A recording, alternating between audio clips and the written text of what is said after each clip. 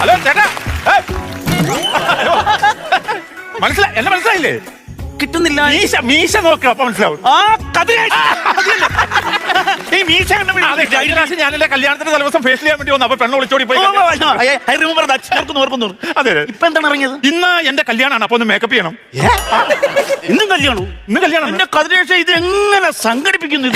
അതെന്നറിയോ സോം ചേട്ടാ, ഞാനേ മാട്രിമോണിയിൽ പത്രത്തിലൊരു പരസ്യം കൊടുത്തായിരുന്നു. ഇത് എന്നായി എഴുതി പിടിപ്പിച്ചിട്ടേ പെണ്ണ് കിട്ടുന്നത്? അതായത് 48 വയസ്സുള്ള യുവാവ് വധുവിനെ തേടുന്നു എന്നും പറഞ്ഞു കൊടുത്തു. 48 വയസ്സുള്ള യുവാവ്. അതെ, കറക്റ്റ് കേട്ടോ, കറക്റ്റ് ഫിഗറാ 48. പിന്നെ വേറെ ചാനലിൽ ഞാൻ എഴുതി പിടിപ്പിച്ചു. അതെന്താ? വരന് ഡിമാൻഡ് ഒന്നുമില്ല. അത് വെച്ചിട്ടും പ്രയോജനമില്ല. പിന്നെ ഞാൻ പ്രത്യേകം പറഞ്ഞു, പെണ്ണിന്റെ ജീജാജോ എനിക്ക് പ്രശ്നമല്ലാന്ന് എഴുതി.